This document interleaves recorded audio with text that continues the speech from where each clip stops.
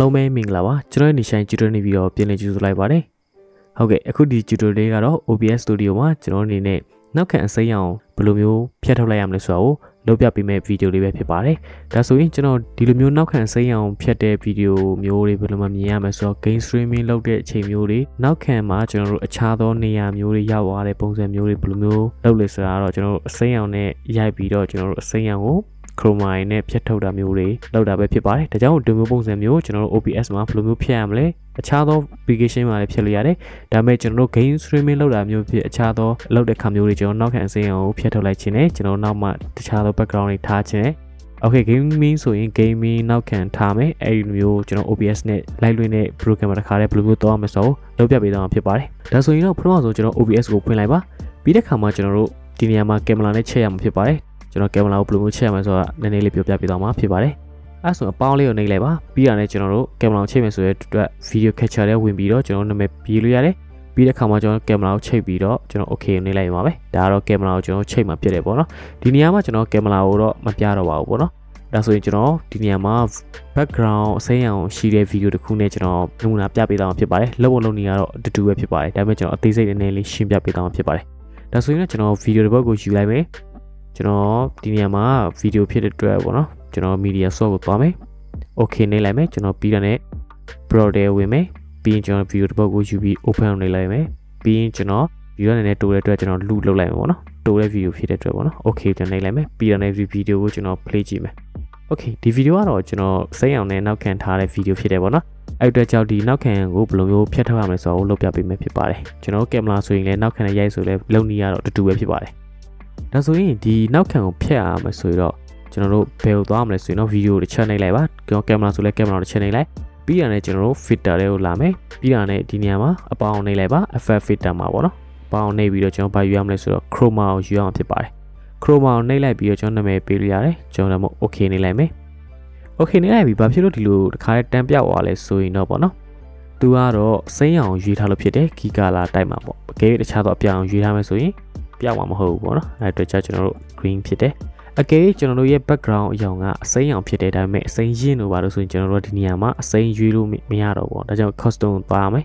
custom မှာကျွန်တော်တို့ဒီနေရာမှာ select color မှာအစိမ်းရင်းဆိုအစိမ်းရင်းကျွန်တော် green screen ရဲ့အရောင်တူတဲ့ဟာကိုရွေးပေးရမှာဖြစ်ပါတယ်ပြီးတော့လုပ်လိုက်ရပါကျွန်တော်ဒီနေရာ green screen တစ်မျိုးပဲဖြတ်လို့ရလားမဟုတ်ပါဘူးတခြားသောအရောင်လည်းဖြတ်လို့ရပါတယ်ဒါပေမဲ့တူညီဖို့လိုပါတယ်ခုနည်းနည်းဆိုရင်သူ့ရဲ့အရောင်နဲ့ပဲ light ပြတ်သွားလိမ့်ပါမယ် okay အဲ့ဆိုကျွန်တော် green ကိုရွေးထားပေးမယ်ပြီးတာနဲ့ကျွန်တော်တို့အယောင်တွေကိုတစ်ခါကျရင်ကျွန်တော်တို့ရိုက်တဲ့ခါမှာအလင်းမလောက်တာမျိုးတွေရှိတယ်ဒီနေရာလေးမှာပျောက်ပျောက်လေးတွေပေါ်နေတာရှိတတ်တယ်အဲ့တော့ကျွန်တော်တို့ဒီနေရာမှာရွှေ့လို့ရတယ်အချိန်ညရင်ပေါ့နော်အခုကတော့ရှင်းတဲ့ဖြစ်တဲ့အတွက်တိတ်ပြီးတော့ပြင်စရာတော့မလိုဘူးပေါ့နော်အဲဒီနေရာကစားလို့ရတယ်ကျွန်တော်တို့ monet တွေပဲလုပ်လို့ရတယ်နော်နောက်ပြီးတော့ကျွန်တော်ဒီ key color space ဆိုတော့ color တွေအစိမ်းအောင်တွေပြန်ကျနေတယ်ကျွန်တော်တို့ခန္ဓာကိုယ်ကအယောင်တွေပါနေပေါ့နော်ကျွန်တော်အဲ့တော့လုပ်လို့ရတယ်ဒီနေရာမှာတော့ဘာမှတိတ်ပြီးတော့ true ပြင်စရာမရှိတဲ့အတွက်ကျွန်တော်တိတ်ပဲပြင်တော့ကျွန်တော်ဒီမှာ contract ပိုင်းတွေအလင်းတွေတင်တာတွေပဲလုပ်လိုက်ရပါတော့မောင်းနေဆိုကျွန်တော်အလင်းတင်မယ်နော်အဲဆိုရင်ကျွန်တော်တို့အလင်းနဲ့တင်မယ်ပြီးတဲ့ခါမှာဒီနေရာမှာကျွန်တော်တို့ brightness တွေသုံးလိုက်ရတယ်ပေါ့နော် okay ကျွန်တော်ဒီနေရာမှာတော့ true တော့တိတ်ပြီးတော့သုံးတော့ပေါ့အဆင်ပြေဒီလောက်လေးပဲပေါ့နော်ကျွန်တော်ထားလိုက်မယ်ကျွန်တော် before နဲ့ after ပေါ့နော်ကျွန်တော်ဒီလိုမျိုးလေးဖြစ်နေမှာပဲတခြားသောဒီ effect filter ထဲမှာကျွန်တော်တို့အပေါင်းနှိပ်လိုက်မယ်ဆိုရင်အခြားသော color လေးတွေထပ်ပြီးတော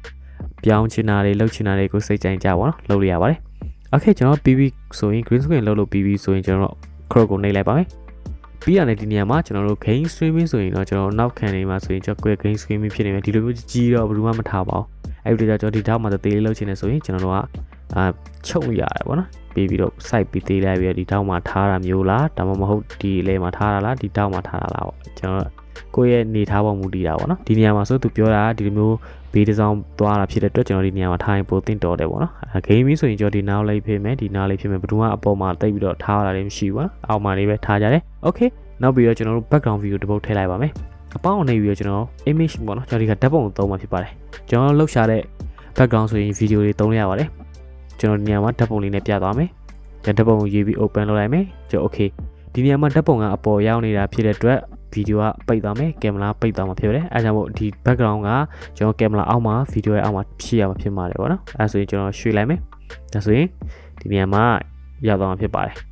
okay အဲဆိုရင်ကျွန်တော်ဒီဓာတ်ပုံလေး site ကိုပေးကြည့်ပေးသေးလို့ရပါကိုလိုသလိုပေါ့ ဒီနေရာမှာကျွန်တော်တို့ခဏတော့ပြောသမျိုးပဲ background တွေကအောက်မှာပဲရှိရမယ် camera ရဲ့အောက်မှာဒါပေမဲ့ကျွန်တော်ဒီမှာ green screen background နဲ့ရိုက်ထား video ဆိုလဲသူ့ရဲ့အောက်မှာဖြစ်ရမယ်ပေါ့နော် okay အဲ့ဒါဆိုရင်တော့ကျွန်တော်တို့ဒီလိုရွှေ့လို့ရတယ်ပေါ့နော်ဒီဒါပေးကြည့်ပေးသေးပေါ့ကျွန်တော်လိုပေါ့နော်အဲ့ဆိုရင်တော့ဒီ video တွေကတော့အတိကတော့နောက်ခံအစိမ်းရောင်ကိုဘယ်လိုမျိုးဖြတ်ထုတ်ရမလဲဆိုတာကိုပေါ့နော်ကျွန်တော်အနေနဲ့လုပ်ပြပေးသွားတာဖြစ်ပါတယ်အားလုံးလည်းတော်များများလည်းကျွန်တော်ရဲ့ page ချက်ပေါ်မှာဖြစ် YouTube comment တွေမှာလာမေးရရှိတယ်ဒီလိုမျိုး game streaming လုပ်တဲ့ပုံစံမျိုးဘယ်လိုမျိုးလုပ်လဲဆိုတာပေါ့နော်လာမေးကြတဲ့အဲ့အတွက်ကြောင့်ကျွန်တော်ဒီဒါကိုခုမှပဲလုပ်ပေးဖြစ်တယ်ပေါ့နော်